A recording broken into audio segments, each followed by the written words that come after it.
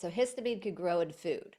So you have to make sure that you flash freeze after you cook. So you don't want to do meal prep if you have like histamine issues, because if you cook chicken or if you cook beef or something, then after you cook it and you sit it in the refrigerator, it can grow, histamine can grow in the food. So leftovers can be a big problem for people with histamine issues. So we want to make sure, like, if you're meal prepping and then you flash freeze. So someone who wants to meal prep for the week, you flash freeze your food right after you cook it so that we don't have histamine growing in the food. So even if you had, let's say, a piece of chicken that's a low histamine protein, but it's sitting in your refrigerator, the histamine can grow in it. So I say, okay, make sure it's freshly cooked. We also have DAO enzymes, diamine oxidase enzymes, that you can take to help you break down histamine. So if you're going out to dinner, for example, you could take, and you don't know how it's prepped, you could take a diamine oxidase enzyme to see, like, okay, does that help you break down the histamine more? So think of that like a lactate for histamine,